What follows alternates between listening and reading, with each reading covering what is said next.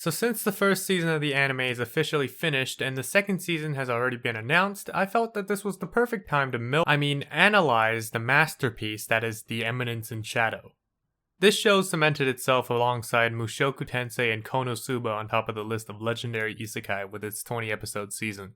And where Mushoku Tensei excelled in world building and Konosuba in comedy, Eminence in Shadow has shown us from episode 1 to 20 that it has the most unique protagonist we've ever seen in the isekai genre, or maybe even in anime as a whole. So let's talk about Cid Kagenou, the man obsessed with acting out his own fantasies of being an Eminence in Shadow and succeeds in doing so. The first thing that will stand out about Cid is that he remains the exact same before and after his journey to an isekai. Whereas most isekai protagonists aren't even developed characters until they're hit by a truck, Cid's character is well developed before he gets isekai'd and stays the exact same for the entirety of the story. Mainly because his character didn't need much developing at all, but Cid's character is defined by a single trait, his obsession with becoming the Eminence in Shadow, which, as was shown in the first episode, is a mysterious, incredibly powerful character who lurks in the background and controls everything that happens. Now, the concept of an Eminence in Shadow isn't exactly new. There are plenty of characters that would fit the description as such. Popular characters such as Batman from the DC universe, Ayano from Classroom of the Elite, or even a character like Saitama from One Punch Man, who unknowingly controls everything behind the scenes with the aftershocks of his actions. Cid is actually closest to the last one, because unlike a true Eminence in Shadow, Cid doesn't actually have the background or the state of mind to be a character as dark and mysterious as someone like Batman. He just wants to be, and is able to put in insane effort to do so. He had done so in his previous life and still does so in his new life. So instead of getting isekai being a new beginning, for Cid it was just a stepping stone. He had deemed that he'd reached the ceiling in how high he could go in his previous life with the physical limitations of a human being, and set his eyes on magic. Of course, such a thing doesn't actually exist on Earth, so he bashes his head against the rock, gets a brain injury, and runs in front of a truck. No, seriously, he deemed human limits too weak because it wouldn't allow him to withstand the full-on power of a nuclear warhead, so the first thing he does is slams his skull into a stone. Nobody said he was a smart character. But this actually worked out for Cid, and you'll be seeing a lot of that throughout the season. And he is born into a noble family in another world with access to magic. So what does he do? He immediately becomes Dia. He is literally powerful enough to practically stop time as a kid. What did they feed him? Of course, even with this, his goal hasn't changed at all, so on the outside he attempts to be the most average person on the planet with varying success. I mean, he acts well enough to deserve an Oscar, but he's played with the terrible affliction of being the main character.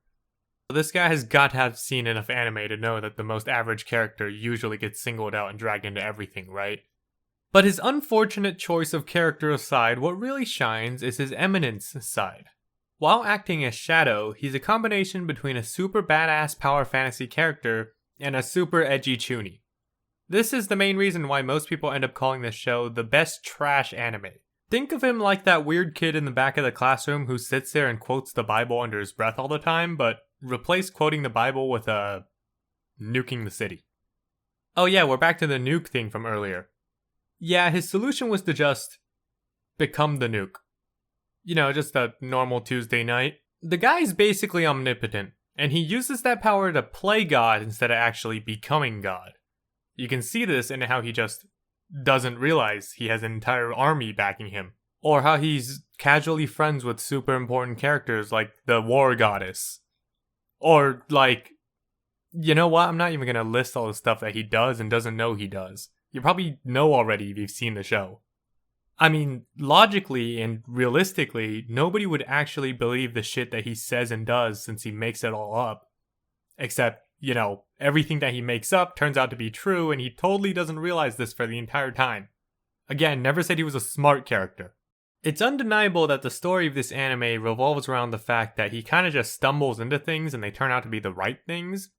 Though none of this really feels out of place or like massive ass pulls because, well, have you seen this guy?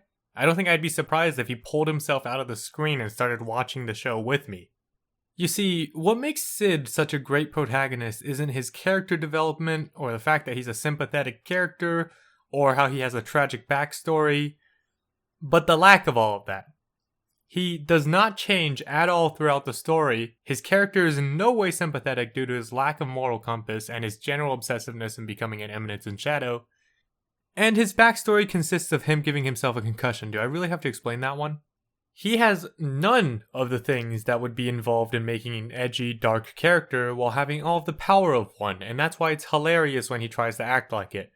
As the protagonist of a parody anime, how Cid never takes himself and his surroundings seriously is what makes him such a great character. Despite breaking every single rule of being a compelling character, Cid ends up being a good character anyways, because he can. There's not even a lesson to be learned here, it's just how am I supposed to... Alright, so that's about all I've got to say about the character that is Cid Kagenou. If you enjoyed the video, do leave a like and subscribe. My name is Sue, and I'll see you next time.